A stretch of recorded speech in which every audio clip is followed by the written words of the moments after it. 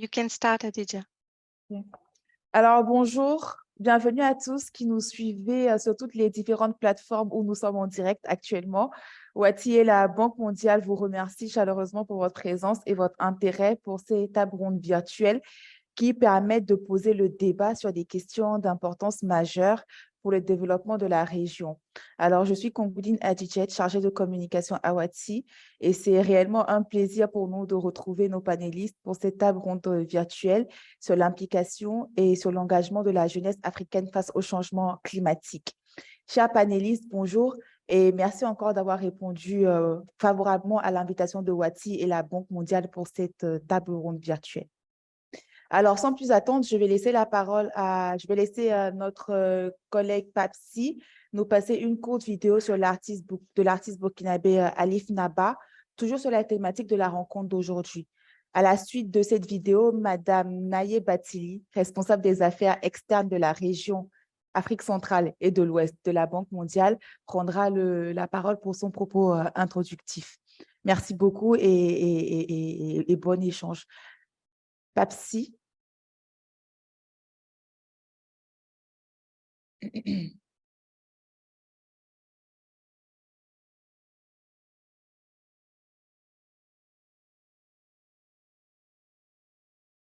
Papsi.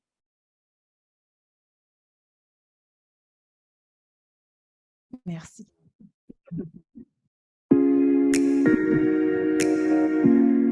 Salut, je suis Alif Naba, je suis artiste musicien et je vis à Ouagadougou au Burkina Faso. Comme exemple qui montre que l'Afrique agit pour le changement climatique, c'est bel et bien quand même un exemple. Il y a des années, quand j'étais adolescent, et il y avait une petite prairie que nous traversions, tous les agriculteurs du village venaient voir l'eau. Des années plus tard, ce lieu où il y avait abondamment d'eau est devenu une terre de football pour les enfants du village. On s'est rendu compte que de plus en plus, l'eau manquait. Tous les villageois avec qui j'ai échangé savent qu'il y a quelque chose qui se passe. Que quand je me suis engagé à écrire des chansons, ces chansons ont apporté un plus à chaque villageois qui a compris que maintenant nous sommes pris dans le changement climatique. Et nous devons pouvoir livrer à la vie au carrément changer et pour que notre agriculture donc, puisse contribuer à donner avec ce changement.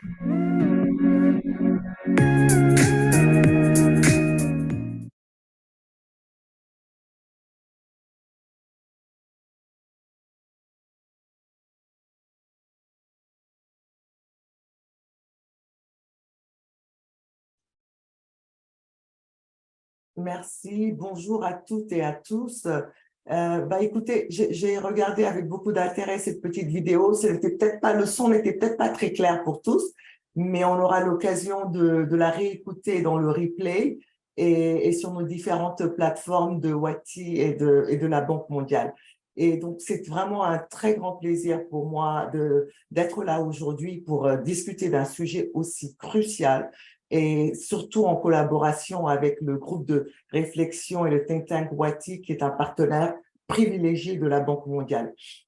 Donc, comme je le disais un peu plus tôt, ce webinaire est le fruit d'une collaboration entre la région Afrique de l'Ouest et du Centre de la Banque mondiale et le think tank Wati, qui est une organisation de la société civile qui vise vraiment à construire un avenir meilleur pour l'Afrique de l'Ouest. Alors que la Semaine africaine du climat vient de se conclure à Nairobi, cette séance est centrée sur un thème d'actualité, l'engagement de la jeunesse face au changement climatique. Et comme je pense que vous avez pu le suivre la semaine dernière au cours de différentes prises de parole à travers les médias et autres, dans la déclaration de Nairobi, les pays africains se sont efforcés de trouver une position commune dans le processus mondial sur le changement climatique, qui culminera sur la conférence de l'ONU sur le climat, qu'on appelle bien sûr la COP28, qui aura lieu à Dubaï en fin novembre de cette année 2023. Et pour tous, vraiment, on partage ce sentiment d'urgence, une urgence pour la population africaine qui vit au jour le jour aujourd'hui les effets dévastateurs des changements climatiques et plus particulièrement la jeunesse africaine. Et donc, l'inaction en matière de changement climatique n'est plus une option. Ce n'est absolument plus une option. Les jeunes font entendre leur voix et vous les entendrez aujourd'hui et ils appellent à une action urgente. c'est leur avenir et celle des générations futures qui sont en jeu. Nous aurons aussi l'occasion d'entendre des préoccupations et des solutions innovantes telles que vous avez pu un peu avoir un petit aperçu dans la vidéo, mais aussi à travers les témoignages de nos différents intervenants aujourd'hui. Et surtout, notre experte à la Banque mondiale sur les questions de développement, de changement climatique, Madame Kanta Kumari-Rigaud, donnera aussi un aperçu des priorités et des réponses qui sont données par l'institution. Donc, pour la Banque mondiale, la résilience et l'adaptation au changement climatique sont au cœur de nos actions et de nos priorités. Et donc, sans plus tarder, je vais donner la parole à notre modérateur et partenaire, Gilles Wati. Gilles, je dirais Gilles Yabi, qui est le directeur donc, du think tank Wati. Gilles, sans plus tarder, la parole est à toi. Et encore une fois, merci pour ce partenariat qui est vraiment très fructueux sur des sujets qui sont absolument cruciaux pour notre région. Merci à tous, à très vite. Et j'ai vraiment hâte de tous vous entendre. Merci beaucoup, Naïe. J'espère que toutes les participantes et tous les participants nous entendent très bien. Je voudrais peut-être commencer par indiquer à nos participants anglophones que l'interprétation est bien disponible en anglais. J'ai vu qu'il y avait déjà quelques questions à ce sujet. So, interpretation in English is available. You have just to choose your language. Voilà, donc je vais continuer en français, mais je voulais m'assurer qu'on puisse vraiment avoir toutes nos participantes et tous nos participants qui nous rejoignent de différentes régions du continent et du monde dans cette discussion. Je suis aussi très pressé d'écouter nos invités, donc je vais essayer d'être très bref. Vraiment ravi de vous retrouver toutes et tous pour 4 derniers mois déjà de cette année 2023, chargés d'événements politiques, sécuritaires, économiques importants pour l'Afrique de l'Ouest et du Centre et pour tout le continent africain. Je ne saurais commencer sans avoir une pensée particulière au nom de Wati, au nom de la banque, au nom de, je pense, de tout, aussi toutes les citoyennes et tous les citoyens engagés pour le bien commun. Évidemment, nous avons une pensée pour les victimes du séisme qui vient d'avoir lieu au Maroc avec un lourd bilan. Je crois que ces événements nous rappellent chaque fois la fragilité de nos vies humaines, la puissance de la nature, et nous rappellent aussi, au fond, l'exigence d'humilité, humilité que nous devons avoir en tant qu'être humain, en tant qu'espèce humaine, nous qui prétendons si souvent dominer et soumettre la nature.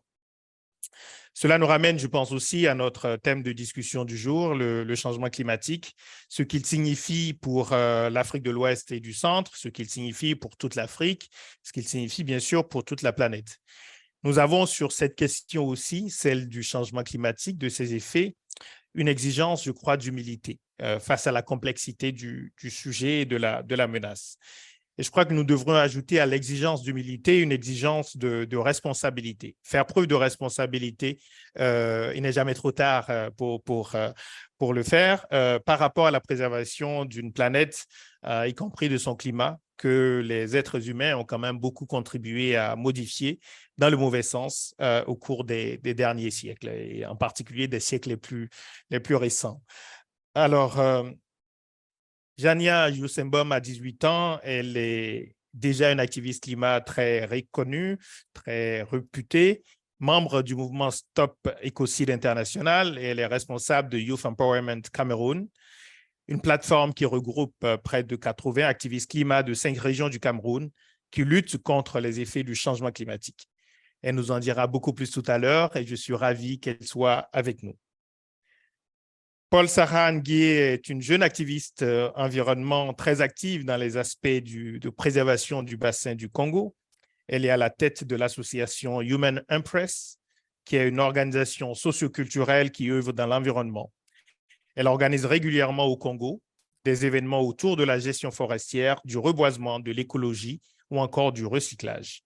Paul Sarah s'invite auprès des Congolais en ciblant la jeunesse au travers du programme Couronne Verte, qui forme des ambassadeurs de l'écologie à porter le message de la préservation de l'environnement auprès des élèves du Congo.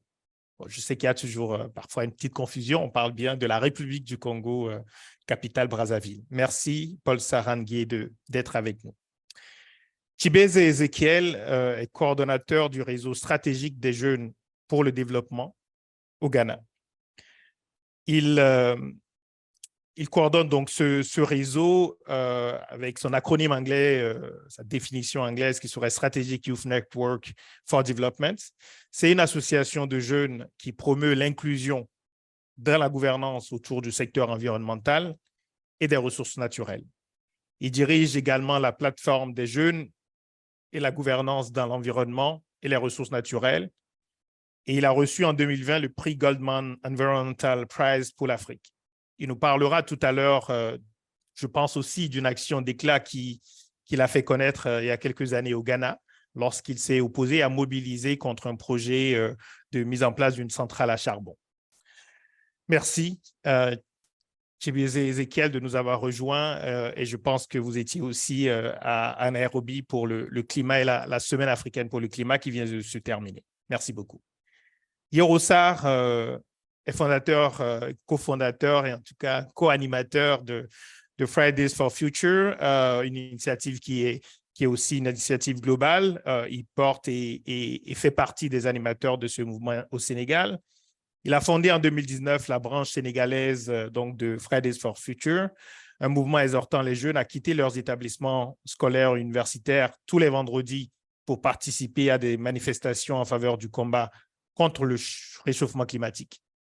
Il est cofondateur de Act on Sahel, membre de Young Afro Climate Warriors. En 2022, il apparaît dans le classement Forbes des moins de 30 ans les plus influents. C'est avec un grand plaisir et un privilège que j'accueille donc Yoro Sarr et que je vous accueille tous les quatre aujourd'hui. Donner la parole à des jeunes femmes, à des jeunes hommes qui s'engagent dans une cause d'intérêt général pour leur communauté, pour leur pays et en l'occurrence pour le continent et pour la planète, cela correspond tout à fait aux missions fondamentales de Wati. Nous sommes un think tank citoyen donc engagé pour produire et partager des savoirs et animer un débat public, nous l'espérons, de qualité sur toutes les questions cruciales pour l'avenir de notre région. Je me réjouis du partenariat avec la Banque mondiale. Je salue Naïb Atili qui a introduit tout à l'heure cette discussion et je salue également le vice-président Afrique de l'Ouest et du Centre, Ousmane Diagana, dont je connais l'attachement à ce partenariat avec Wati. Je remercie et je salue également très chaleureusement la présence et la participation de Madame Kanta Kumari Rigo, spécialiste en chef de la Banque mondiale pour l'environnement, ce qui est une énorme responsabilité. Kanta a plus de 25 ans d'expérience professionnelle dans la gestion des ressources naturelles, la gestion de l'environnement et les questions liées au changement climatique et à l'adaptation. Elle est actuellement donc la spécialiste principale de l'adaptation et la coordinatrice pour la Banque mondiale du programme pilote pour la résilience climatique. Je ne vais pas être beaucoup plus long. Je voudrais vraiment vous remercier pour votre intérêt pour cette discussion. Rappeler que l'interprétation en anglais est disponible et on va tout de suite, je pense, entrer dans le vif du sujet avec une présentation de Kanta Kumari Rigo qui va, je pense, nous rappeler un peu les véritables enjeux du changement climatique et peut-être aussi les messages qui sont sortis du sommet de Nairobi. Madame Kanta Kumari Rigo.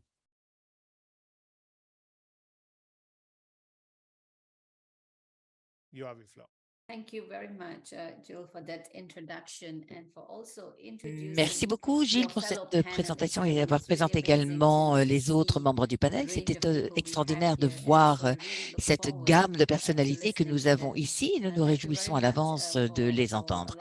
Merci beaucoup de m'avoir permis de rejoindre votre conversation aujourd'hui. Je remercie également Naé Christelle de m'avoir invité aujourd'hui. Ce que je vais faire dans les minutes qui suivent, si vous me le permettez, je sais que je n'ai que 10 minutes, donc je vais en fait mettre mon timer. Je ne veux pas dépasser ce temps. Alors, Je suis certaine que nous allons revenir sur la déclaration de Nairobi et le sommet, la semaine du sommet climatique de l'Afrique. Il y a peut-être certaines personnes dans le public d'aujourd'hui qui étaient présentes. La conversation a été très candide, très positive, très constructive. Nous allons revenir, je pense, à certains domaines de discussion et un accord sur la façon de réellement positionner le programme, l'agenda de l'Afrique dans le COP pour ce qui concerne la plateforme commune.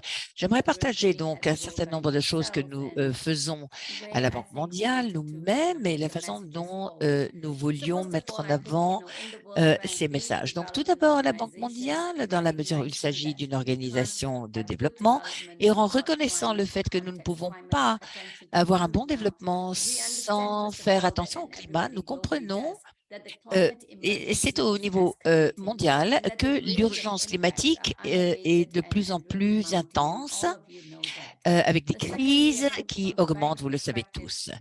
Deuxièmement, du point de vue de la banque, nous avons vraiment une bonne base pour l'action climatique et je vais vous en montrer quelques éléments, mais il y a également une urgence pour être prêt dans des domaines émergents nouveaux. Par exemple, un agenda, un programme de refroidissement, nous devons travailler là-dessus et donc avoir une action climatique que l'on encourage. Donc, l'objectif, c'est de relever tous ces défis avec toute votre énergie qu'apporte toujours la jeunesse. Je vais parler donc du contexte stratégique, de l'urgence climatique, donc l'encouragement par rapport à notre action en faveur du compte et l'engagement des jeunes. Alors, tout d'abord, l'Afrique de l'Ouest, nous voulons nous assurer que les 40% du bas partagent la prospérité pour que nous ayons une planète vivable. En Afrique de l'Ouest, nous avons un plan en 4 points avec un nouveau contrat social, de meilleurs emplois, un capital humain plus fort et une meilleure résilience climatique. Tout cela étant tiré du plan d'action climatique de la Banque mondiale ainsi que le plan pour l'Afrique. Donc, nous avons centré notre action climatique pour nous assurer que nous avons accès à l'énergie qui est propre, la sécurité alimentaire, la stabilité des écosystèmes, des villes, ceci est très important, résilientes et surtout la façon de réagir au choc climatique. Et nous travaillons sur tous ces aspects à travers nos investissements. Nous avons plusieurs projets dans chacune de ces orientations stratégiques avec différents pays bénéficiaires et des personnes donc, qui bénéficient de cette action. Le suivi est extrêmement important pour que nous sachions où nous en sommes. Vous allez voir que le domaine de la gestion des chocs climatiques occupe une grande partie de notre programme. Nous parlons de cela pour ce qui concerne la région Afrique de l'Ouest. Un grand nombre d'entre vous travaillez dans le domaine naturel, l'environnement. Vous voyez les thèmes larges qui montrent comment nous travaillons dans le contexte de l'agriculture. On regarde vraiment l'aspect de bout en bout, nous assurer donc que chaque partie de ce processus est résilient au niveau climatique et aussi les grandes approches au niveau paysage. Nous savons aussi que les urgences climatiques avancent. Nous ne réduisons pas nos émissions à effet de serre et les effets physiques du climat et l'impact économique, l'impact sur les personnes, le nombre de personnes qui vont tomber sous la ligne de pauvreté. Tous ces chiffres augmentent et chacun d'eux est basé sur la recherche. Je vous encourage donc de les examiner. Une autre chose que la banque a fait maintenant, c'est de publier les rapports sur le développement climat des pays. Les rapports nationaux, nous devons agir au niveau des pays et la Banque mondiale a démarré ses diagnostics qui regardent les impacts climatiques à plus long terme. Nous avons réalisé cette étude depuis 2020 en allant jusqu'à 2050 parce que nous savons que les impacts climatiques empirent, mais qu'est-ce que cela signifie pour les gens, pour l'économie? Quelles sont les actions à entreprendre?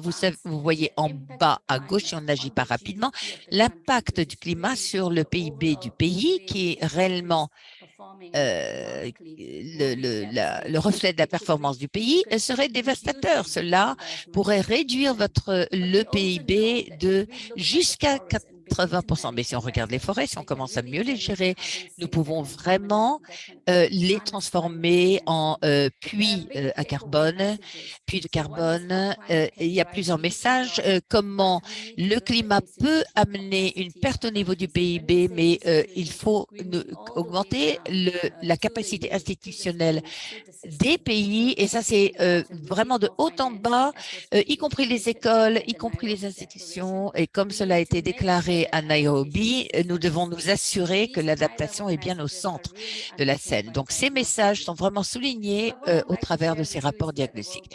Ce que j'aimerais partager avec vous, c'est où va la Banque mondiale. Comme vous le savez, nous avons une carte d'évolution et nous regardons donc avec comme but le partage de la prospérité et la réduction de la pauvreté, mais nous faisons également attention aux trajectoires climatiques dans les différents pays en nous assurant que les pays prennent des mesures bien en amont aujourd'hui pour arriver à une résilience et à une durabilité sur le long terme au travers des bons investissements. Mais nous savons que en abordant ces différentes questions dans les 5 différentes orientations que je mentionnais, la stabilité, l'énergie propre, s'assurer de la résilience des villes, la gestion des chocs climatiques. Il y a un certain nombre de problèmes climatiques qui émergent. On a parlé de certains de ces phénomènes à Nairobi. Les marchés carbone, comment s'assurer que l'Afrique ne se retrouve pas en retard, en arrière pour les marchés carbone, et il ne faut pas réduire simplement le résumé, la question du carbone par les forêts et les forêts par le carbone. Il y a aussi la question de la cuisine propre. 90% de la cuisine se fait avec la biomasse en Afrique subsaharienne. Comment assurer de meilleures possibilités pour les foyers? Nous avons aussi le programme de refroidissement. L'Afrique de l'Ouest sera l'une des régions qui sera la plus impactée par le stress de chaleur. Comment s'assurer que nous avons un refroidissement, un rafraîchissement pour qu'il n'y ait pas de gaspillage de nourriture, qu'il y ait une bonne adaptation avec des mesures adéquates. Enfin, l'inclusion sociale. Et il s'agit là que certains sujets de la Banque mondiale auxquels nous faisons attention et devrons faire de plus en plus attention. Il y a un domaine dont on a parlé en particulier parce que vous êtes jeune, c'est la question du capital, l'index du capital humain. Nous voulons nous assurer que les enfants nés aujourd'hui, d'ici qu'ils aient 18 ans, aient bien le potentiel pour être les meilleurs de ce qu'ils peuvent être dans la société. Actuellement, le capital humain, l'index du capital humain de l'Afrique est à 0,4 par rapport à d'autres régions et se regarde sur une période de 10 ans. À gauche, dans ce diagramme, un grand nombre de pays ont amélioré leur capital humain, mais il y a encore un long chemin à parcourir si l'on compare à d'autres pays, et le changement climatique peut vraiment réduire ce capital humain. Nous savons comment dans des zones distantes où il y a des vulnérabilités pour les enfants qui ne vont pas à l'école, les impacts ne leur permettent pas de parachever leur éducation, leur instruction. Mais vous avez tous des capacités très élevées et vous représentez un capital humain très élevé. Comment s'assurer que le reste de la population en Afrique puisse y arriver aussi? Et si je regarde le portefeuille, un grand nombre d'entre vous travaillez sur les forêts. Nous avons démarré l'initiative de la forêt du Congo pour l'Afrique de l'Ouest pour nous assurer que le bassin du Congo, qui est si important pour le climat mondial, bénéficie de ce financement du climat, mais nous voulons nous assurer que ceci se passe de manière systématique en développant les capacités avec les meilleures solutions pour les pays et les meilleurs prix au niveau des marchés carbone. Il y a également une initiative qui est en cours depuis de nombreuses années et qui augmente en importance et concerne la jeunesse de ce point, l'engagement de la jeunesse est bienvenu à cet égard. Mais il y a également l'importance de la connaissance, de la formation des outils et de la capacité. Avec vous tous présents ici, il est important que la jeunesse en Afrique continue d'augmenter leur connaissance, leur compréhension et leurs compétences, leur ensemble de compétences pour développer, pour se développer. Nous avons développé donc une plateforme qui s'appelle Uneka, qui est une plateforme de formation. Vous pouvez tous vous inscrire. Cela indique comment améliorer vos compétences par rapport à la modélisation du climat et d'autres secteurs, la communication sur le changement climatique et le module financier également, tout ceci étant basé sur un certain nombre, sur des leçons apprises des projets que nous avons. Nous avons également un outil qui booste la résilience, à savoir des personnes, des actifs, des propriétés, améliorer la résilience des institutions. Cet outil vous aide à réfléchir à ces aspects lorsque vous concevez des projets et des programmes. Il y a un certain nombre de rapports que nous avons réalisés. On vous invite également, je serais heureuse de partager les liens pour ces rapports. Donc, je voulais simplement vous donner un aperçu de ce que fait la banque, quels sont les problèmes qui sont vraiment clés.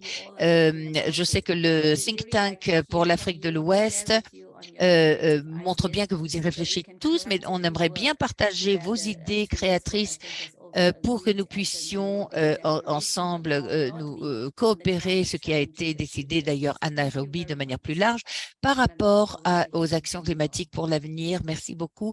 Je me réjouis à l'avance de vous entendre tous. Merci beaucoup. Merci beaucoup, Madame Kanta Kumari-Rigaud. Un immense plaisir de vous écouter. Et je crois que vos propos nous ramènent à ce que je disais tout à l'heure sur l'exigence d'humilité par rapport à la complexité du sujet. Je crois que ce qui est peut-être parfois un peu tétanisant lorsqu'on parle du changement climatique, c'est que cela touche absolument tous les domaines. Cela nous ramène aux questions de développement humain, aux questions d'éducation, aux questions de gouvernance, aux questions d'énergie, aux questions de santé, parce qu'il y a des impacts également. Et donc, on est un peu submergé, on ne sait pas trop par où commencer. Et je crois que les jeunes qui sont aujourd'hui invités à ces discussions, justement, vont peut-être nous montrer de manière très concrète quelques dimensions sur lesquelles on peut agir directement, individuellement et collectivement. Donc, on va passer tout de suite à la discussion. Merci à nouveau, Madame Kanta Kumari. Thank you again. On peut avoir on aura peut-être des questions qui vous seront posées. Donc, dans la partie questions-réponses, je pourrais revenir vers vous. Et on va peut-être commencer par un premier tour de parole avec nos invités. Les jeunes sont très fortement touchés par le changement climatique, leurs habitations, leurs revenus, leurs perspectives d'avenir qui sont menacées. Selon vous, est-ce qu'on peut davantage mobiliser et comment est-ce qu'on peut davantage mobiliser les jeunes en Afrique pour qu'ils puissent participer activement à la lutte contre le changement climatique et aussi, bien sûr, à l'adaptation face aux effets du changement climatique. On a en face, on a avec nous des acteurs directs du terrain et peut-être est-ce que vous pouvez partager avec nous voilà, ce que vous pensez des modalités pour faire encore plus et sensibiliser vraiment massivement les jeunes de la région à ces enjeux du changement climatique. Et je vais peut-être commencer par la plus jeune parmi nous, par Jani. Jani Ayosembom du Cameroun.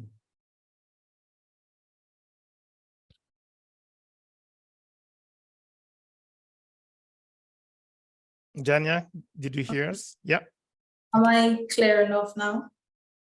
Okay, so normally here with me in Cameroon, I've been working with at first we're 80 youths, but now we are about 112 youths where we are working mostly on climate action. And one main thing we are utilizing is the media. We're using mostly the social media to include or to engage more youths in the issues of climate change.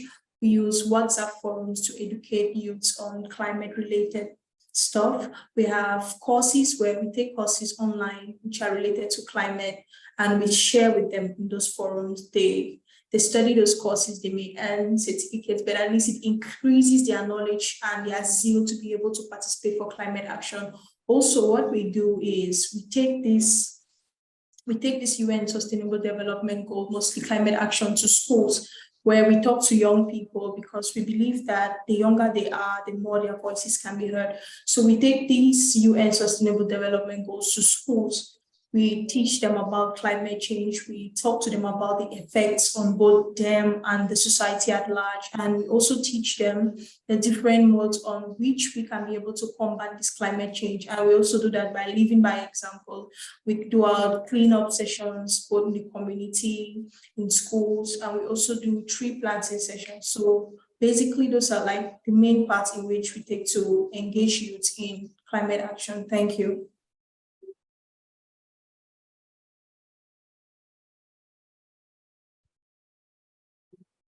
Et comment est-ce qu'on peut faire plus? Comment est-ce qu'on peut faire mieux en termes de mobilisation? Est-ce qu'il y a des méthodes que vous envisagez pour toucher plus de personnes, plus de jeunes?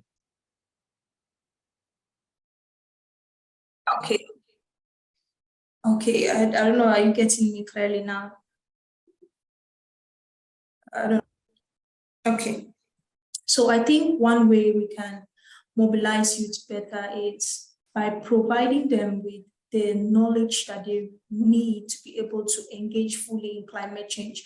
Because one thing we realized there was a problem with youth is when you ask them about climate, they just know the basic concepts from school, but they don't actually know the effects of the climate change actually on the world right now. Most of them they don't lack the knowledge. They lack the knowledge. And if it's that, we could have cases where we could have courses on climate change or maybe climate-related resources that will be available to youth everywhere at any time, even if it's in the form of books, even if it's in the form of courses, even if it's in the form of maybe even being part of the school curriculum. So we believe that if it's that we want to mobilize more youth, we can take this climate action problem to schools, because that is the base where we can find more of the youths where their voices, even at the level of maybe their family members, because, you know, if you change the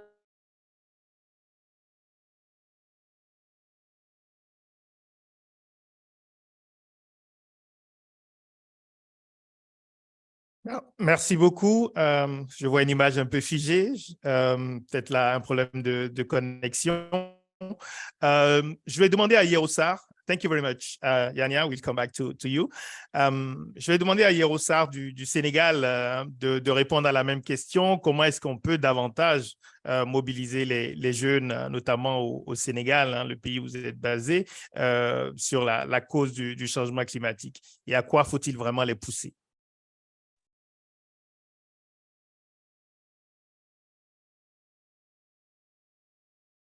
Merci d'activer le micro. Yerosa.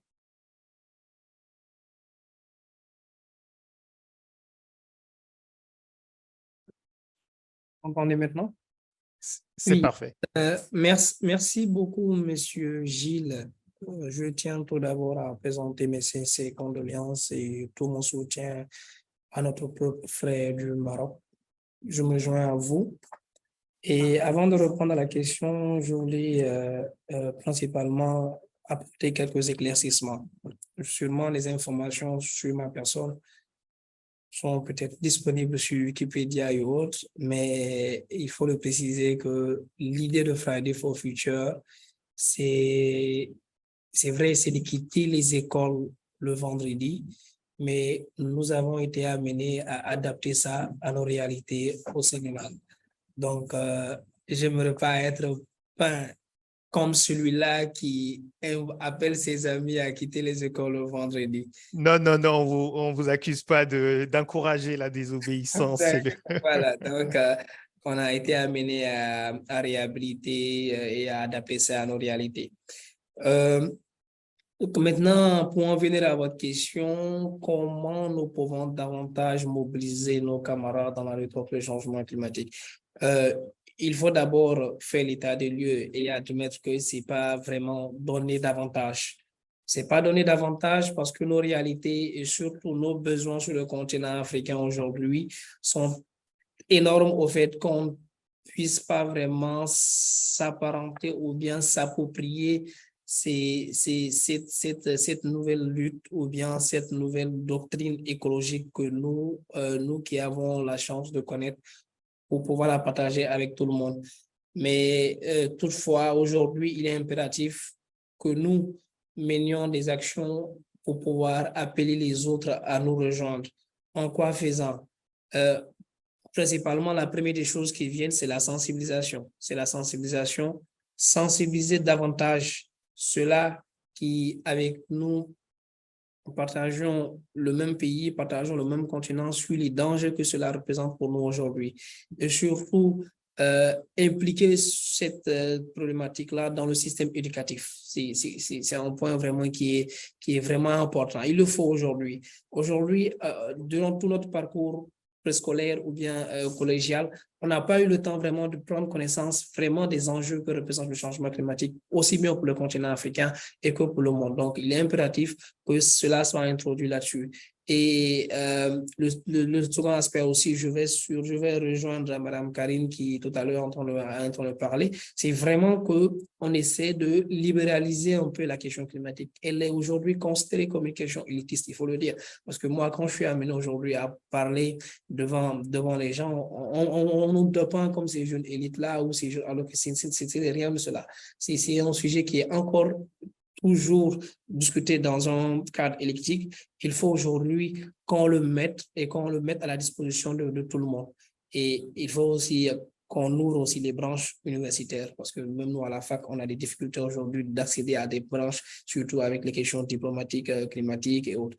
Et pour terminer, le point le plus essentiel, c'est qu'on en fasse un débat.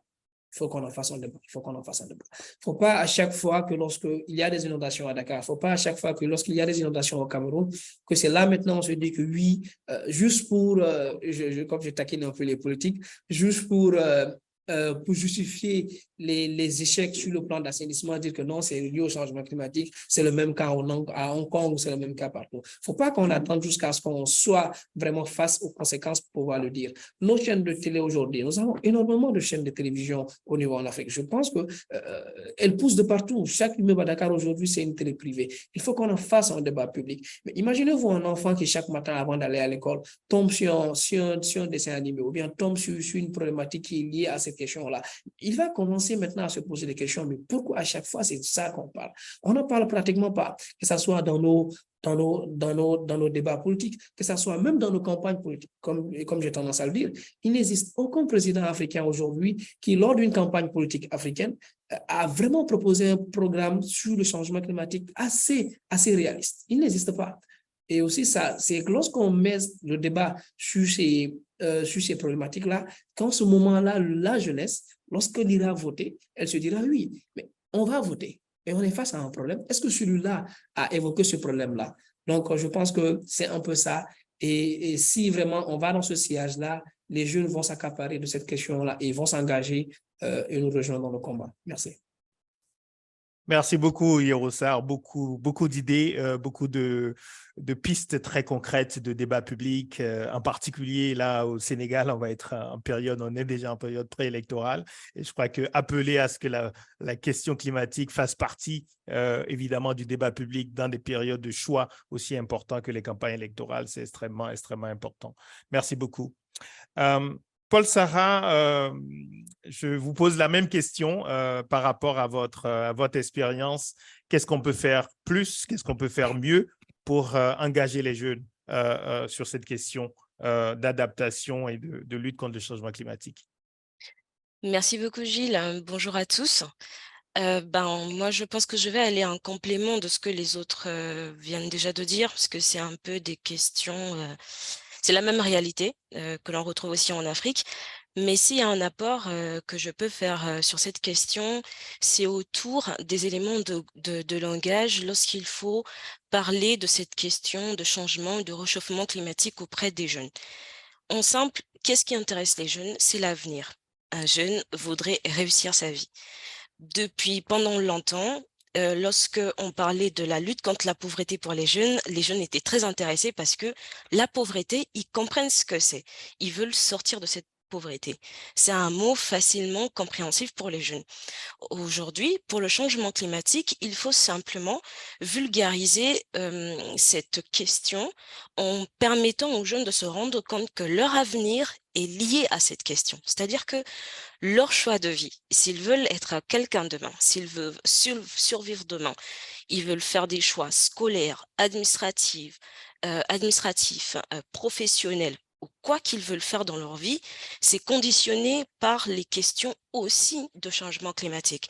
Quand ils se rendent compte que leur choix de vie dépend de cette question-là, ben eux-mêmes, ça fait naître en eux le désir là d'aller un peu plus en profondeur sur cette question, d'apprendre à connaître davantage et pour rejoindre maintenant les autres, à ce moment-là, on peut utiliser des campagnes de sensibilisation avec les jeunes pour nous permettre déjà de se dire que par rapport à cette question, par rapport à nos milieux, au pays d'où on vient, aux besoins de nos pays, à cette question, quelles sont par exemple les orientations scolaires, professionnelles qu'il faut que nous les jeunes, nous nous intéressons aujourd'hui. Et à ce moment-là, on parle de ces questions, on parle de ces orientations scolaires, professionnelles, et ainsi de suite. Et aussi, il faut choisir, comme je le dis, le langage qui va avec. Je prendrai simplement un exemple, c'est comme pour les jeunes aujourd'hui, on va le dire en Afrique, quand on utilise l'expression changement climatique ou réchauffement climatique, c'est comme si on parlait chimie. C'est comme si on disait nitrate de sodium ou on disait H2O. Mais par contre, quand on dit H2O égale à l'eau, my water, la personne en face de toi comprend facilement de quoi ce qu'il s'agit. Donc, pour vraiment compléter les autres, je pense qu'il y a cette question aussi de comment on parle de cette question-là auprès des jeunes, comment on leur présente cette question, comment on fait le lien entre la question du changement climatique et l'avenir des jeunes, parce que ça en dépend fortement. Merci beaucoup. Lien explicite et à faire systématiquement avec l'avenir des jeunes. Je crois que ça pose aussi la question peut-être de la perception de la lutte contre le changement climatique par rapport à la lutte pour la sortie de la pauvreté ou en tout cas pour l'amélioration des conditions de vie et le fait de ne pas opposer les deux et de comprendre que les deux sont absolument liés. Merci beaucoup. Alors maintenant, je vais terminer ce premier tour par Chibueze Ezekiel. Same question for you, Chibueze, based on your experience. Même question pour vous, Chibueze Ezekiel. So what can we do? What can be done better to mobilize the youth? Qu'est-ce qu'on peut mieux faire pour mobiliser la jeunesse?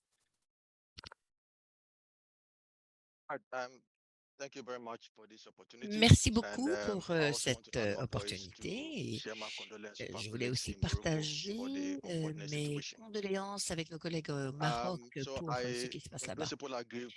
Alors, en principe, je suis d'accord avec mes autres collègues, mais j'aimerais ajouter aussi un point de mon propre point de vue par rapport à un nombre d'instruments et qui concerne l'engagement de la jeunesse par rapport au changement climatique. Le chapitre 11 dit bien que la jeunesse a un rôle à jouer dans ce processus. Au Ghana, il y a une position claire où il faut également s'engager dans ce processus au niveau régional en Afrique, au niveau national. Les gens doivent jouer un rôle actif par rapport aux ressources naturelles et par rapport à l'agenda changement climatique. Par rapport à l'action des jeunes, il y a quelques bonnes idées. Premièrement, développer la capacité consciemment des jeunes. Il y a énormément de jeunes qui s'intéressent au climat, mais il faut connaître les bases et la science pour pouvoir apprécier et défendre efficacement. La Banque mondiale nos bénéficiaires. Donc, la Banque mondiale a créé une formation pour les bénéficiaires. C'était notre première formation. Donc, je travaille sur le changement climatique depuis 2009. L'interprète s'excuse, le son est très mauvais. Je pense que également il faut soutenir les jeunes avec des publications, comment les soutenir au niveau local et national. Et il faut également, pour mieux engager la jeunesse en Afrique, c'est de soutenir la communication.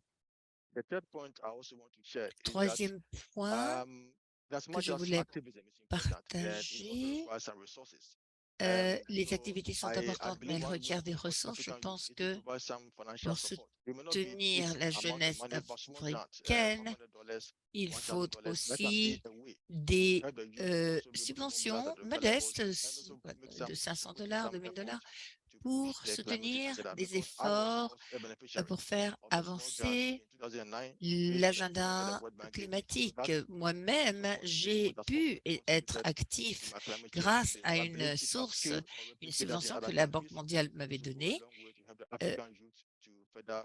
Ceci aiderait la jeunesse africaine à agir au niveau du climat. Quatrième point, c'est pouvoir se connecter ce que font les jeunes avec ce que font les autres pour qu'il n'y ait pas fragmentation des efforts, par exemple, et des duplicata. Par exemple, il y a un pays qui a déjà des partenariats, qui ont déjà des partenariats avec des éléments climatiques. Il faudrait engager la jeunesse dans un processus de CPF au niveau de la connaissance pour qu'ils apprennent ce qu'ils peuvent faire pour nous puissions également partager notre histoire avec eux. Et enfin,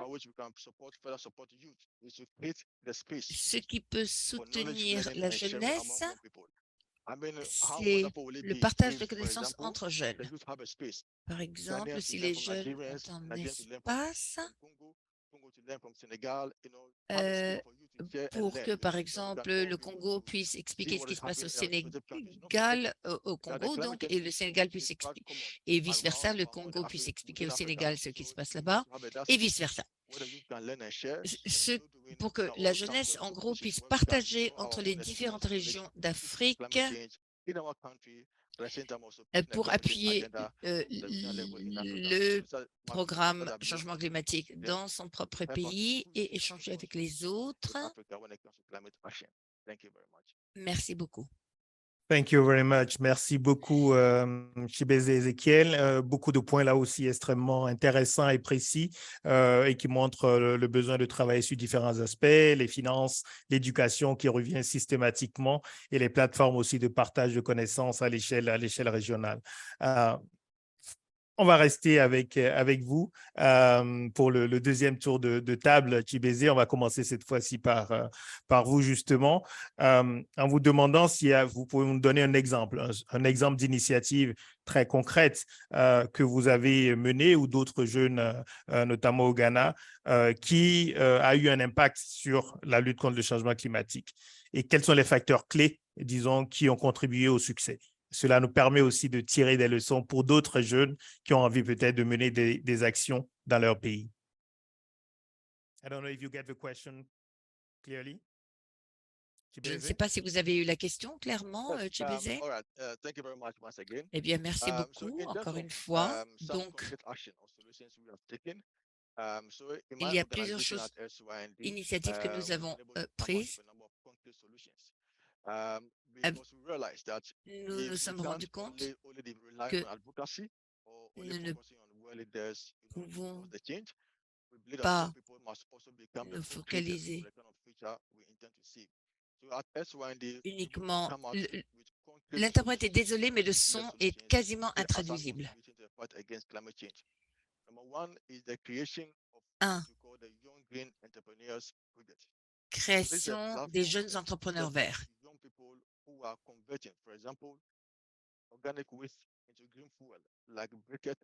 Par exemple, le carburant vert.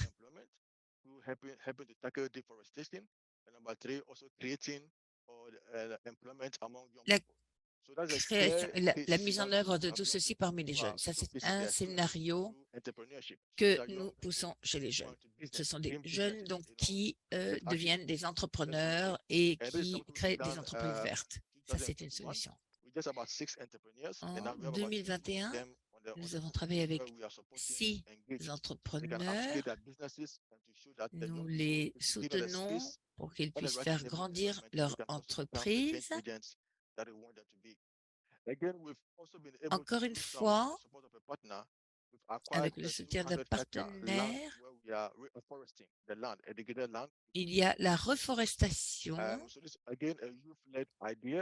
Il s'agit d'une idée dirigée par des jeunes. Nous plantons des arbres pour que la forêt puisse de nouveau se développer. Nous pensons que ceci peut devenir une source de subsistance pour un gagne-pain pour les personnes qui habitent dans la région.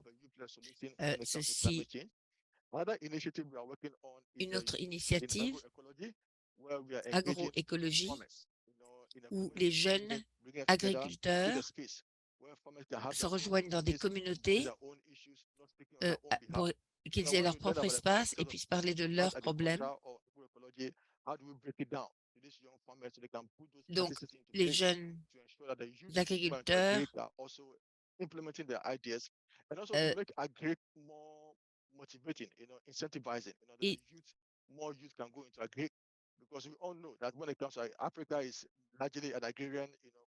l'Afrique est un continent agraire.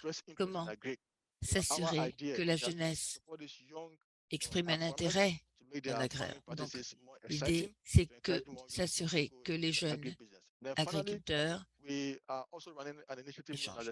Et enfin, l'initiative C pour C, où nous allons dans les écoles et nous renforçons leur capacité pour qu'ils deviennent des leaders à l'avenir. Voilà quelques idées que nous mettons en place. Ce sont différentes étapes pour, sur le terrain, contribuer à cette lutte contre le changement climatique. Merci beaucoup. Merci beaucoup. Just 1 minute, Ezekiel, also on this action that you had several years ago. Ezekiel, juste 1 minute, cette action que vous avez eue il y a quelques années, on aimerait beaucoup entendre ce que vous avez fait. Que pensez-vous de la situation institutionnelle? Il est important également d'avoir des institutions qui sont présentes dans le pays, qui peuvent écouter par exemple, des plaintes ou écouter ce que vous avez à dire, surtout lorsqu'il s'agit de grands projets avec beaucoup d'argent, et vous-même lutter parce qu'il s'agit d'un projet qui va à l'encontre de l'engagement du Ghana en matière de changement climatique. Très brièvement. Oui, merci beaucoup. Lorsqu'il s'agit de partenaires nationaux et internationaux, des observations, des recommandations. Premièrement, lorsqu'il s'agit de mise en œuvre de projets, je pense que nous devons consciemment sous-traiter une partie du projet à des jeunes. Par exemple, approvisionnement. Comment donner ça à des jeunes avec leurs entreprises pour qu'ils puissent donc responsabiliser d'autres jeunes pour qu'on puisse les voir en tant que contribuants à ce travail. Et encore une fois, de la même façon, lorsqu'on parle de ces problèmes, l'accord de Paris,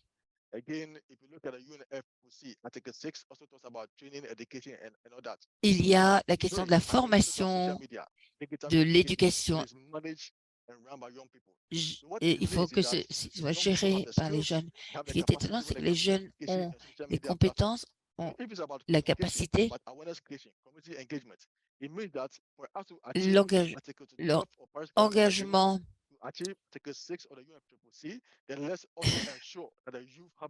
Ils doivent s'assurer également que les jeunes soient engagés par cet aspect. C'est là que leurs compétences, leurs capacités et leur passion.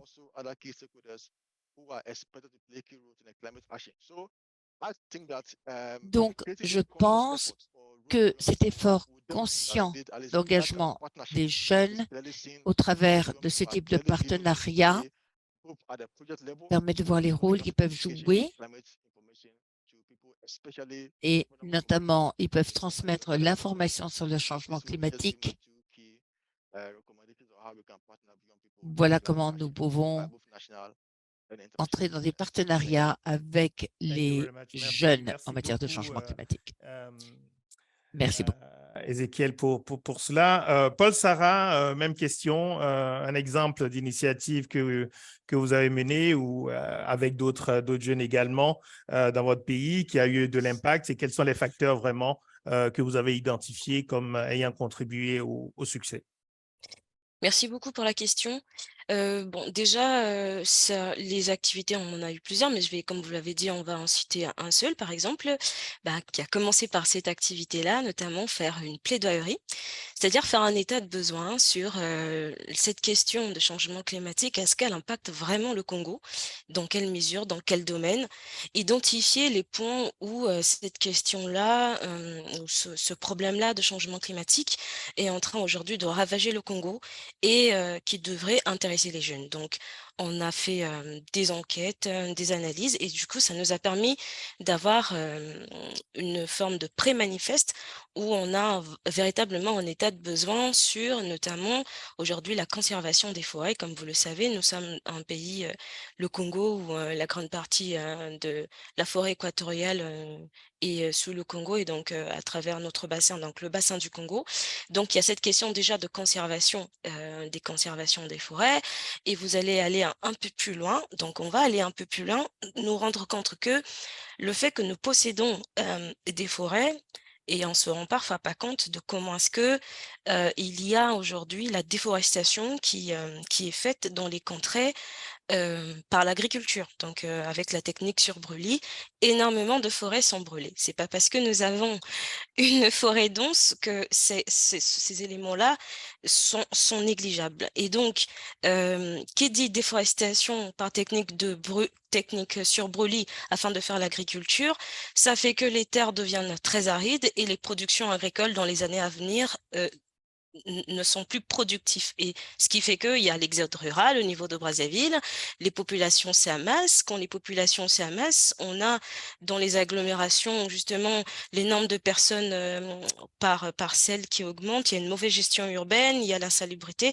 et ainsi de suite. Donc on a identifié des besoins, ce qui nous a permis de lancer, de continuer dans la démarche initiée à Brazzaville. Hein, ça fait depuis des années qu'on appelle le 6 novembre. Il y a la journée nationale de l'arbre. Et donc, nous avions commencé par faire du reboisement. Donc, il y a des espaces de terre, un projet qu'on appelle reboisement en continu, cap 500 hectares de terre, donc qui devait être reboisé par les jeunes.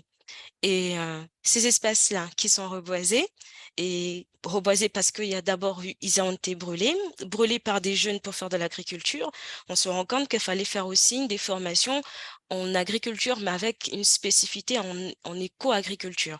Et pour ça, on s'est associé avec une ONG qu'on appelle Essor, qui font vraiment dans l'éco-agriculture, et on a expérimenté justement le stress hybride, donc on retrouve dans nos terres, et pour donner des formations aux jeunes pour qu'ils s'orientent sur l'éco-agriculture et l'agroforesterie, qui ne leur permettront plus de couper des forêts pour faire de l'agriculture, et nous, ça nous permet de répondre à un besoin.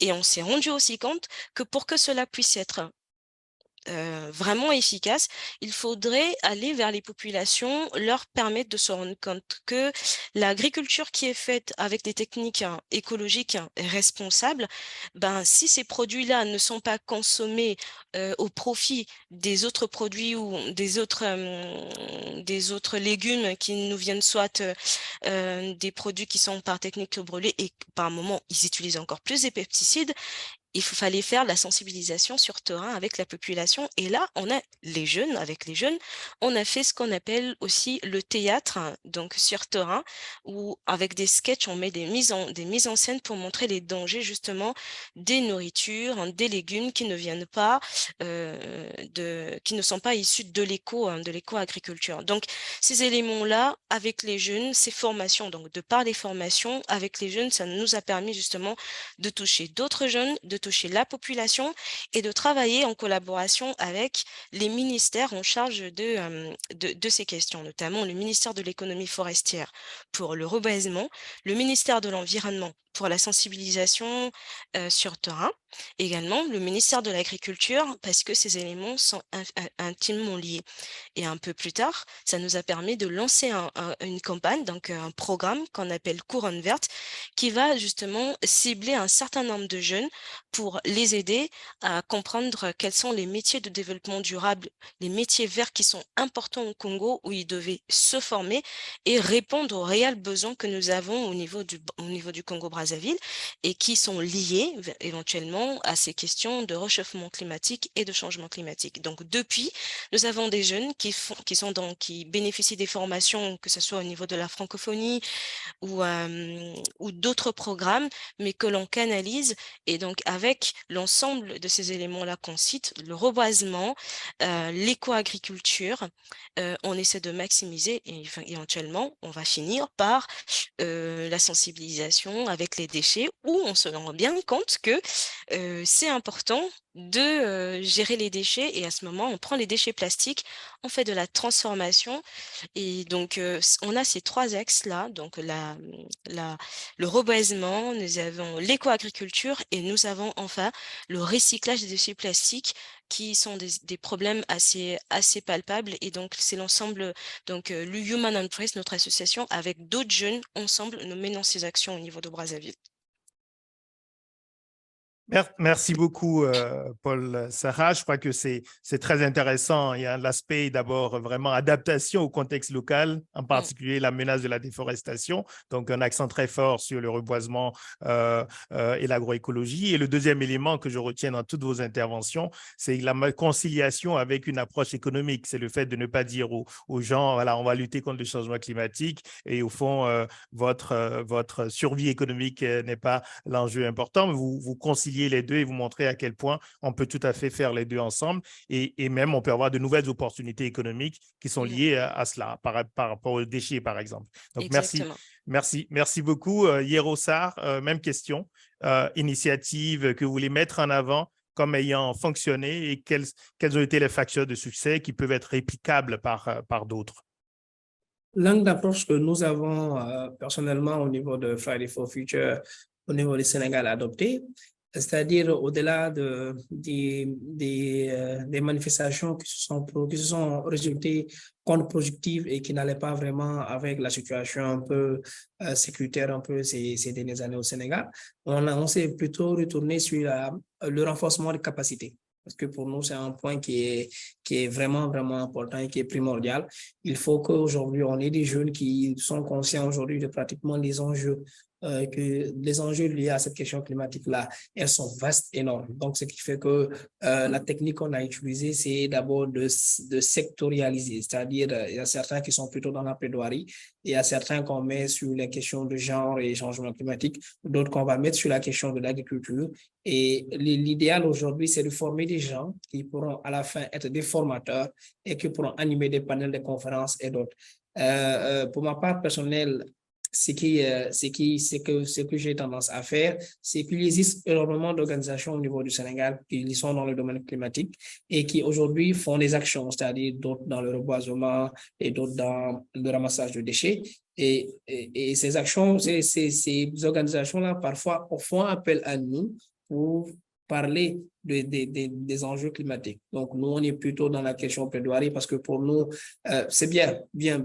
Les actions personnelles ont un impact assez conséquent, mais nous sommes convaincus que si ces actions-là, on devait les quantifier, elles se limiteraient qu'à 25%. Donc, pour nous, les 75% restants, c'est plutôt des initiatives nationaux et des initiatives internationaux. Et cela se joue plutôt dans les assemblées, cela se joue plutôt dans les décisions politiques et aussi surtout dans les conférences au niveau international. C'est ce qui aussi marque, ce qui on peut prouve, c'est ce qui justifie aussi nos participations pratiquement dans l'ensemble et des grandes initiatives au niveau national et international, et surtout une participation de choix. Une participation de choix quand on se déplace, c'est pour aujourd'hui faire valoir la voix des sans-voix du Sénégal, surtout aussi et aussi de l'Afrique et parfois aussi des zones issues des pays du Sud. Donc, c'est cette approche un peu formation et surtout renforcement des capacités. Il nous arrive aussi, comme je l'ai dit tantôt, lorsque des organisations ont des initiatives locales et communautaires, de nous appeler et on vient et on partage avec ces organisations-là ces moments de protection. Et il faut aussi l'admettre aussi au Sénégal, le contexte est assez particulier. Et ce qui fait qu'aujourd'hui, vraiment, c'est l'angle la plus adéquat que nous avons trouvé. Merci Yerosar. Également, à nouveau, toutes ces interventions se complètent parfaitement et montrent à nouveau l'importance de s'adapter aussi aux différents contextes nationaux. Je vais terminer ce deuxième tour avec Jania Jossimbom, donc du Cameroun, hein, la plus jeune également, très engagée, notamment en direction des milieux scolaires. Même question. Une initiative peut-être à mettre en avant, comment est-ce que ça a fonctionné, pourquoi est-ce que ça a du succès et donc comment est-ce qu'on peut en tirer un peu des leçons pour d'autres actions par d'autres jeunes dans d'autres pays de la région.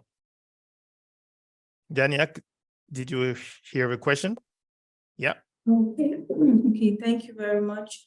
Actually, the initiative we had here, especially in the Northwest, because that's where most of our activists are based. We have a session where we go to schools because we target. Nous avons des actions dans les écoles. Target mostly the young children there in schools, and we actually talk to them about climate change because we realize that aux élèves du changement climatique, car le changement climatique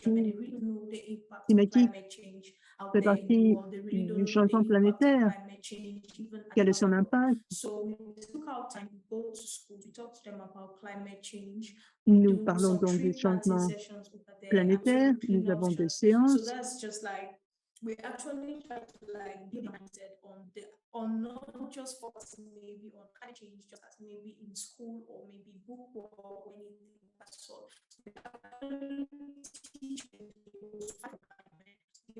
La connexion du son de Madame n'est pas captable pour l'interprétation.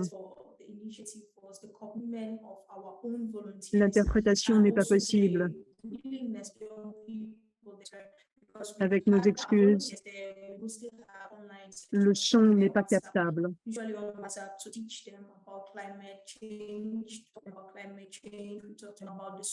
Le son ne permet pas l'interprétation.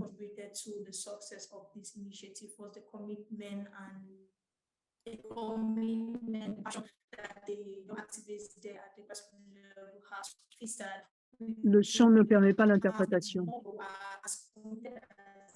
Le son ne permet pas l'interprétation. They want to commit or they like what they're doing is because they actually see the need for it. So if we find more young people who actually are ready and willing to be able to fight for the climate, so that will be a success. Thank you. The line was a bit breaking, but I think we heard most of your message. Thank you very much. Merci beaucoup, Jania. Quelques soucis de connexion, mais je crois qu'on a bien compris le message et qu'il y a en particulier, je pense, du côté de Jania et de son action, cette implication dans les milieux scolaires. Et je pense que c'est un élément extrêmement important également de la mobilisation. Il y a un domaine absolument fondamental, la mobilisation des jeunes pour la sensibilisation pour le climat. Merci beaucoup. Alors, on n'a pas beaucoup de temps, hein. On va essayer de rester donc dans l'heure et demie prévue pour cette discussion. Donc, je vais tout de suite regarder un peu les questions qui nous sont parvenues.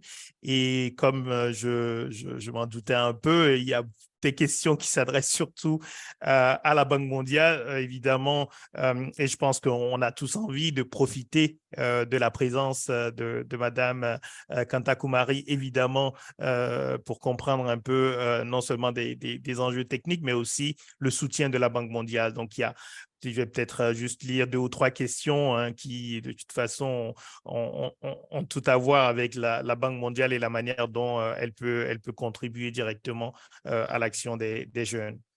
How can the World Bank Group provide and support youth capacity building and growth at local level, supporting local initiatives by Appuyer young les people? initiatives locales pour les Another jeunes, question comment also, fait-elle la what are banque? the Autre resources question, that are quelles sont les available from the ressources World qui sont Bank for the disponibles de training la or part de la Banque supporting young mondiale people to pour empower them in l'appui addressing et climate pour change? former les jeunes pour aborder le And changement climatique? how is the Et World Bank comment empowering la Banque African youth to take part in mondiale sustainable long-term to move their appuie-t-elle research donc la utilizing natural recherche pour resources? utiliser les In every ressources presentation, we are naturelles? told research has Et been done, but how on involved nous dit que la are the recherche African est en youth in cours, these mais knowledge comment developments?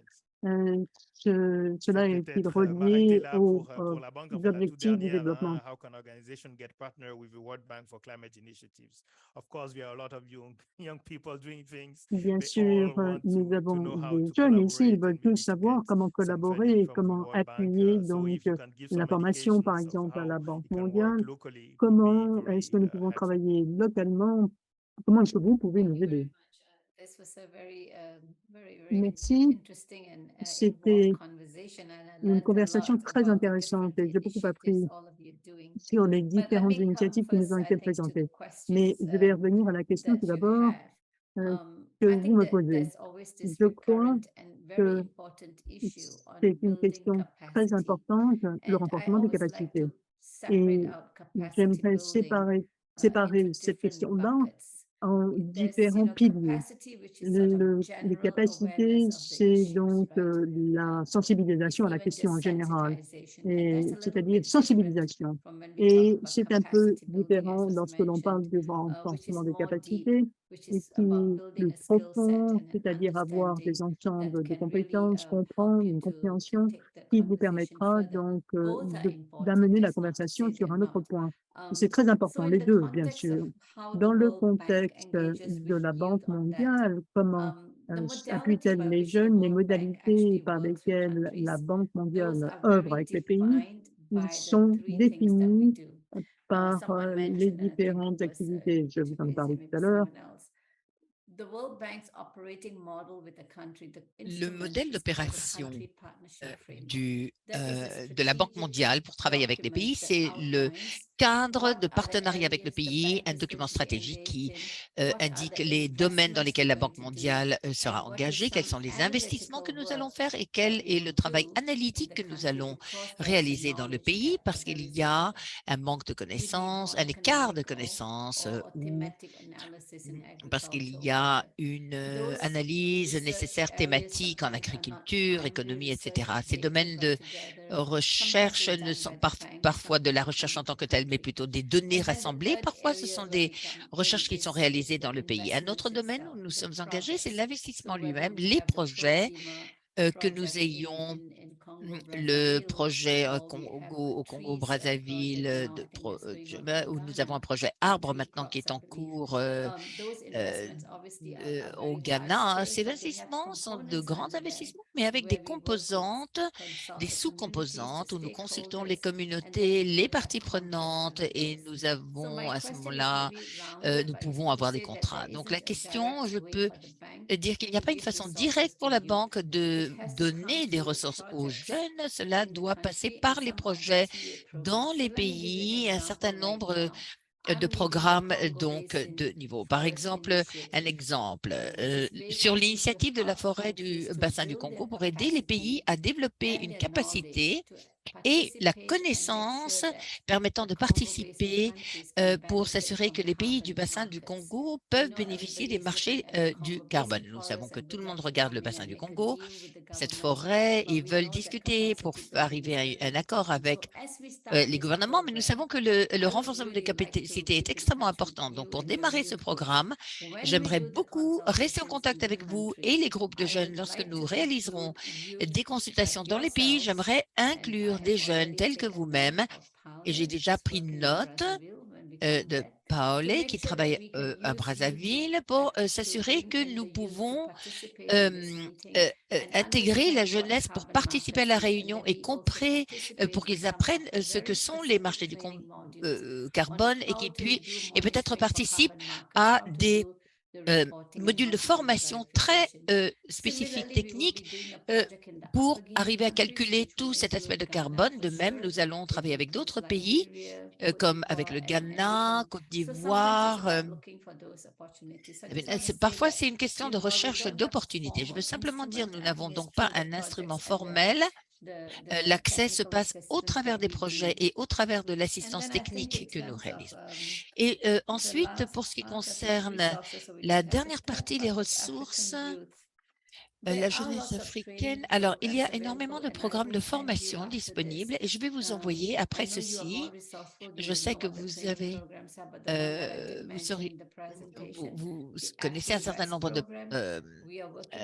programmes de formation, mais il y a un programme qui s'appelle AFIRAS qui n'est pas généraliste, sensibilisation. Il s'agit de compétences concrètes que vous pouvez utiliser pour savoir comment aborder la question du climat en agriculture, dans le contexte du transport, comment s'occuper du climat lorsque vous regardez les questions de gestion de l'eau. Et ces cours sont très importants parce qu'ils développent les compétences. Vous pouvez les utiliser et vous pouvez également les utiliser pour faire le plaidoyer, pour éduquer et pour, j'aimerais donc revenir vers vous pour partager tout ça et partager aussi d'autres liens de formation sur le site. Mais la question ici a été illustrée par plusieurs d'entre vous sur le côté donc développement des capacités, renforcement des capacités. Ceci est très large. Il faut savoir ce sur quoi travaille chacun de ces groupes jeunes et avoir des formations plus ciblées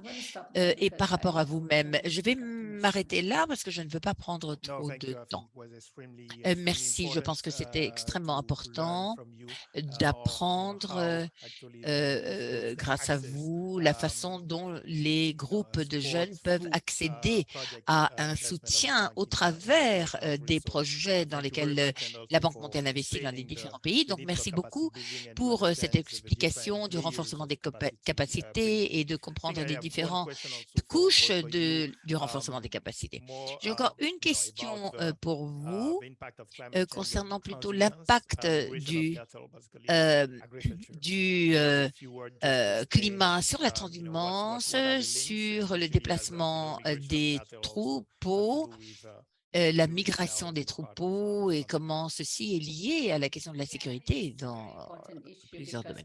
Oui, c'est un problème très important parce que très clairement, les troupeaux et l'élevage, etc., est très important du point de vue de la présence d'eau et de nourriture. Et la disponibilité de l'eau est en cours de changement. Vous allez donc trouver des schémas de déplacement, de transhumance qui sont en train de changer, ce qui a des conséquences importantes. Avant, lorsque ces schémas étaient plus établis, plus stables, ils se déplaçaient à un certain moment et maintenant ils se déplacent bien en amont. Il peut arriver qu'il y ait des conflits avec les agriculteurs. La Banque mondiale a un projet qui s'appelle le projet du Sahel de pastoralisme qui travaille sur 6 pays, qui travaille avec donc ces pays pour s'assurer que l'approvisionnement en eau est plus stable. Il y a des systèmes d'avertissement précoce il regarde les mécanismes de plainte et réclamation et voir comment on peut s'occuper de ça avant qu'un conflit n'émerge réellement. Donc, on parle de 6 pays différents. Il y a un grand nombre de niveaux d'intervention différents, y compris des marchés où vous avez les agriculteurs présents qui cherchent à vendre leurs produits. Donc, en résumé, ce qu'on peut dire, c'est que pendant longtemps, il y avait des schémas de mouvement tout à fait particuliers. Ils connaissent des perturbations maintenant à cause du climat et les sécheresses émergentes. Tout ceci a modifié ces mouvements, ce qui signifie une adaptation qui est un sens qui puisse faire la différence. Je sais qu'auparavant, il était difficile d'expliquer aux communautés ce qu'était le changement climatique. Je pense que si on utilise cette terminologie de changement climatique, il est difficile pour les communautés de comprendre. Mais si vous parlez du fait que leurs cultures sont en échec, qu'il y a plus de sécheresse et vous parlez de leurs troupeaux, à ce moment-là, on peut leur faire comprendre qu'effectivement, ils subissent l'impact du changement climatique. Parfois, il s'agit de la communication. Nous, on parle de la sécurité alimentaire, du changement climatique, en utilisant des terminologies de ce type, et ils ne comprennent pas. Il faut parler de leur expérience de première main. Il faut utiliser la langue le langage que eux peuvent comprendre. Thank you very much. Merci beaucoup. Alors, je voudrais déjà dire à tous ceux qui nous suivent, on peut malheureusement pas prendre toutes les questions. Je ne peux que relayer quelques-unes des questions écrites. Donc, je vois quelques mains levées. Si vous pouvez poser votre question par écrit, sachant qu'à nouveau, on n'a déjà plus beaucoup de temps et que je vais quand même donner l'occasion à chacun des panélistes aussi d'avoir un dernier mot. Je crois qu'il y avait une question également, Madame Kantakumari, sur l'agenda forêt au Nigeria. Quelqu'un du sud-est du Nigeria a posé une question sur la base de ce qu'il a entendu par le Congo, qu'il y avait une initiative concernant les forêts au Nigeria. J'imagine qu'il faut regarder l'approche nationale, mais peut-être que vous avez quelque chose à ajouter à cela. Oui, il faudrait que je vérifie. Je sais que nous avions un projet NEOMET où on travaillait avec les différentes questions de l'eau dans les différents pays. Ce projet était en pleine expansion. Il y a un programme donc qui ne s'appelle pas le forêt en tant que tel, mais qui regardait plutôt les bassins hydrographiques. Ceci dit, ça se trouvait souvent dans les zones forestières. Je ne suis pas dans un projet qui travaille spécifiquement sur je travaille plutôt sur les questions du carbone. Je ne connais pas très bien la situation au Nigeria, mais je peux vous mettre en contact avec des personnes qui travaillent sur cette question. Merci beaucoup. C'est très important dans ce domaine où on a tant de dommages qui ont eu lieu. Merci beaucoup. Donc, encore 2 questions brèves pour vous. Je repasserai la parole ensuite aux intervenants. Qu'en est-il de l'engagement des jeunes personnes autochtones? Comment est-ce qu'ils peuvent travailler? Je sais qu'il y a un lien. Si vous êtes un jeune qui vit avec des ressources limitées, comment est-ce que vous pouvez devenir visible et actif au niveau de l'action climatique? Je crois que ça, c'est… Oui, cette dernière question se pose à vous tous. Vous le savez mieux. La première question, rappelez-moi, j'ai manqué la première question. Oui, il s'agit de la population autochtone. Oui, c'est ça.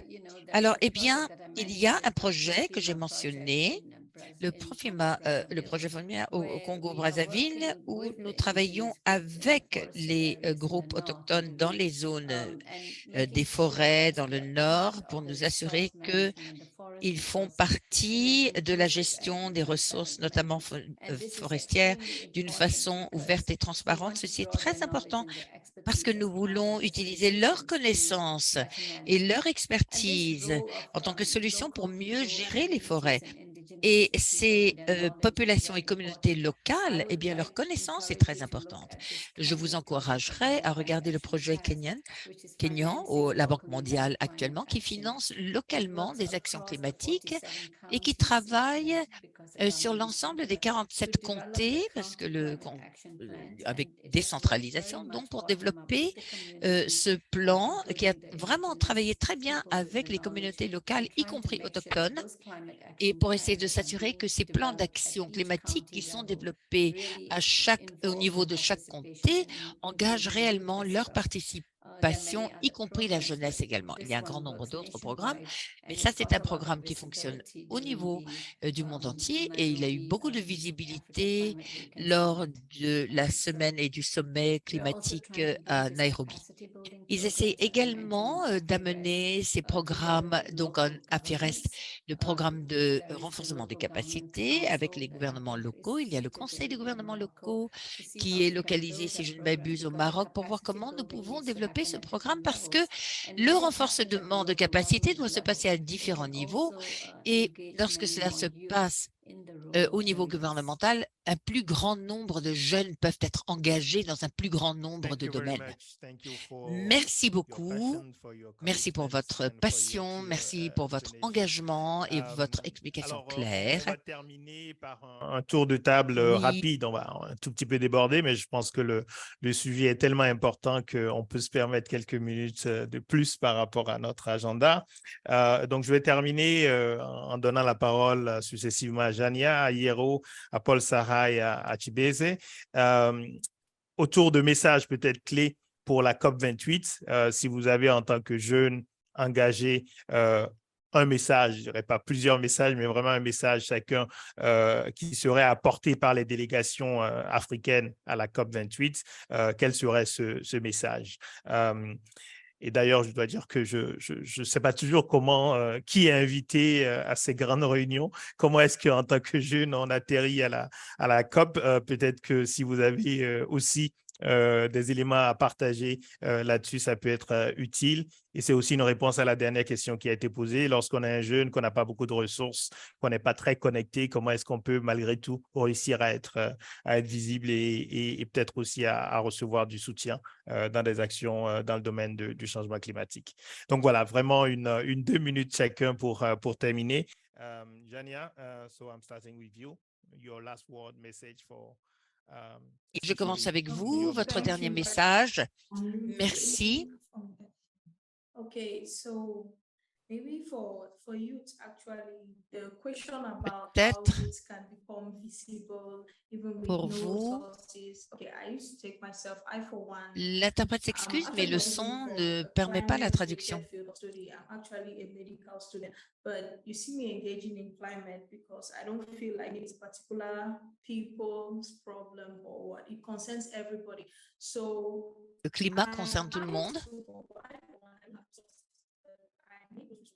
I try to like mobilize those resources when it comes to climate action. So I'll tell that person that is actually asking for visibility and l'interprète s'excuse parce que nous n'entendons pas du tout. Okay, so the youth there, you can begin at your level because donc, on peut commencer à votre niveau. J'ai commencé à mon niveau. Je n'ai pas attendu que quelqu'un me donne des fonds ou que quelqu'un finance un projet que j'avais. Je suis sortie, j'ai pris un pas audacieux et après, les fonds peuvent devenir disponibles. Nous n'avons pas besoin. Il ne faut pas parler des problèmes, il faut parler des solutions. Il faut agir. Si on parle de solutions ou de la qualité du problème, nous avons besoin des solutions. Nous devons agir. Voilà mon principal message pour la COP28. Merci beaucoup. Merci d'avoir participé à cette conversation. Je pense que c'était très utile de vous entendre. Votre mot également, message principal pour la COP28? Bon, tout d'abord, il faudra magnifier d'abord la tenue de l'African Week, la première édition. et surtout magnifier aussi l'idée que l'Afrique ait décidé d'aller d'une seule voie. Cela nous permettra de ne pas être dispersés.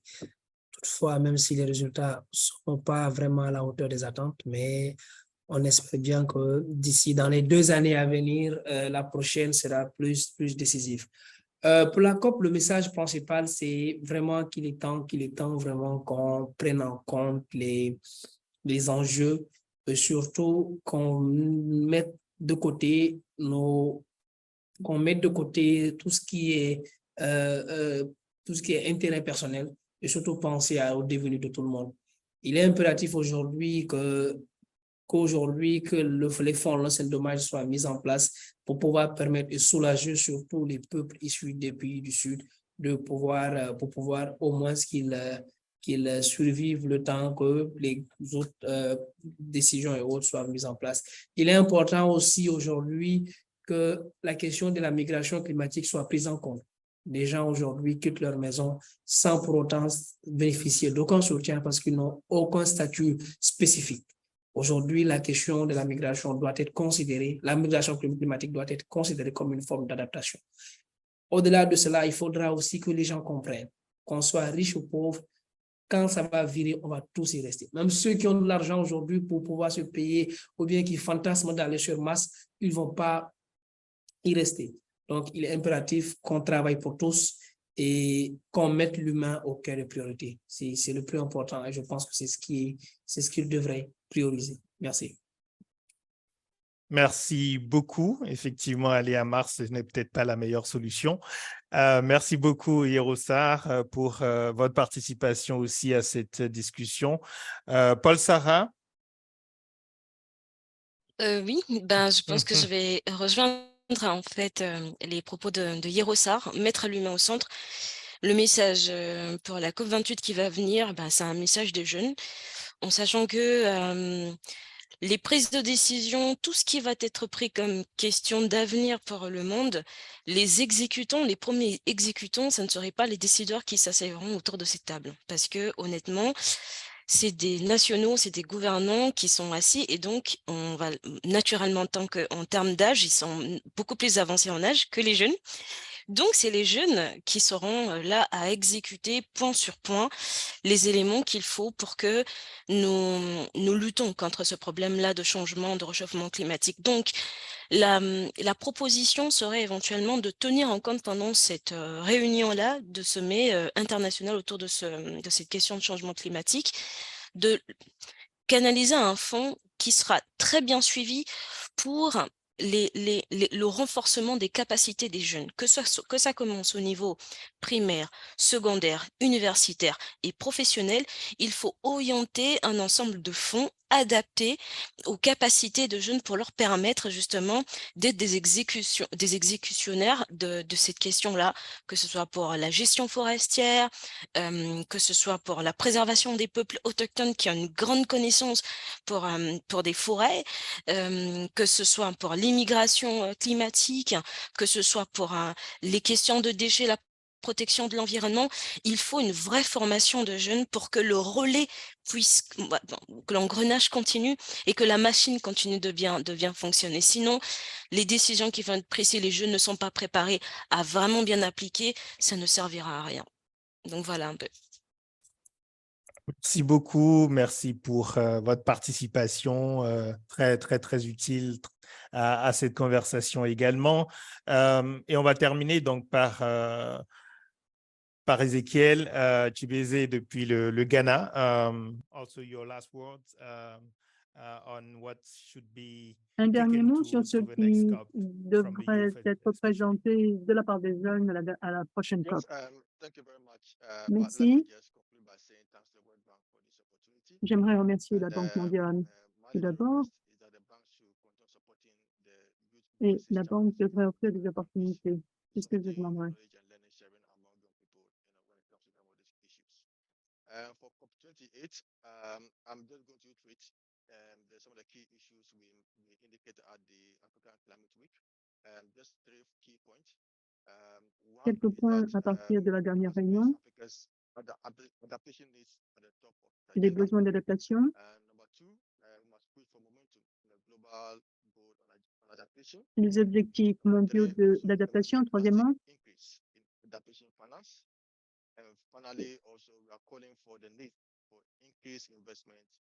nous demandons des investissements, un dossier d'investissement. Et ce sont les 3 points que je voulais souligner. Thank you very much. Merci. Merci beaucoup. Thank you for your participation to this, Merci de to votre this participation conversation. It was à very cette good to conversation. hear you, and it's Il very, était very très helpful bien de in pouvoir this, vous in this entendre collective et vous thinking. voir. Merci beaucoup. Alors, on arrive au terme de cette discussion. Évidemment, toutes les questions n'ont pas été épuisées. On n'a pas pu répondre à tous les commentaires. J'ai vu d'ailleurs vers la fin un commentaire plus critique sur la mesure du PNB par la Banque mondiale. Je pense que ça mérite évidemment aussi toute une autre discussion, en sachant qu'il y a quand même d'autres mesures aujourd'hui qui tiennent compte effectivement de l'impact sur la nature. Et évidemment, c'est très clair que les classements PNB par habitant, on le sait tous, ça, ce n'est plus tout à fait suffisant pour comprendre exactement où est-ce qu'on en est et les efforts qui sont faits pour la préservation de la planète. Je vais terminer vraiment en remerciant tous nos intervenants. Je pense qu'ils ont été tous très, très constructifs, très engagés, très clairs dans leurs explications. En remerciant chaleureusement Mme Kantakumari Rigo, spécialiste donc environnement au niveau de la Banque mondiale, extrêmement généreuse également dans ses partages. Je souligne tous les liens qui ont été partagés et donc qui pourraient vous permettre d'avoir accès à des ressources en termes de connaissances, mais aussi en termes de projets et en termes de capacity building, d'éducation sur les questions environnementales et climatiques. Et je voudrais, je vais peut-être se rappeler que cette conversation, comme tous les événements de Wati, vous pouvez la retrouver sur les réseaux sociaux, sur la chaîne YouTube de Wati. Également, la conversation se poursuivra sur les réseaux sociaux de la Banque mondiale, qui reste évidemment très engagée sur la question du climat. Souligner qu'on avait déjà organisé l'année dernière une conversation avec Yuba Sokona, membre vice-président du GIEC. Je pense que tous ceux qui s'intéressent aussi aux aspects techniques pour le Sahel en particulier pourraient réellement revoir cet échange que j'avais eu avec Yuba Sokona sur la question du climat et ce que ça signifie pour l'Afrique de l'Ouest en particulier. 3 mots-clés peut-être que je retiens. Premièrement, diversité. Je crois qu'on a vu la diversité des perspectives, des approches, je dirais aussi des participants, de l'expertise, des gens engagés. Et je crois que l'importance aussi du transfert entre les générations, évidemment, il ne s'agit pas seulement d'une question de jeunes, il s'agit d'une question qui nous concerne tous. Diversité, donc, un peu premier mot-clé. Deuxièmement, connaissance. C'est revenu chaque fois. On a besoin de connaissances, d'investir toujours plus dans les connaissances et de s'intéresser à cela au niveau des jeunes. Et donc, notre plateforme, évidemment, on est très content de toujours partager à cette diffusion de connaissances. Troisième mot-clé, le débat public. Je crois que le débat public est important. Cela a été souligné par tous les intervenants. Débat public sur ces questions climatiques. Et j'ajouterais peut-être un dernier mot, l'éducation, l'intégration dans les programmes scolaires. Cela a été mentionné. Je trouve ça extrêmement important. Et ça fait le lien avec le développement humain, sur lesquels aussi, d'ailleurs, la Banque mondiale est engagée. Il y a eu un sommet récemment de l'Union africaine avec la Banque mondiale sur le développement humain en Afrique. Merci à toutes et à tous. À nouveau, la conversation continue sur ce sujet et sur beaucoup d'autres sujets. Merci à la Banque mondiale pour le partenariat avec Wati. Merci à toutes et à tous et à toutes les équipes de Wati et de la Banque mondiale qui ont participé à la préparation de cette conversation. Thank you very much. It was great to have you all, and thank you for your participation, and hope to see you next time again on one of the Wati platform for another conversation. Merci beaucoup. Thank you very much. À bientôt. Merci beaucoup pour l'invitation, c'était un plaisir. Merci à tous, c'était super. Merci Gilles. Merci. Thank you, Krista. Next time.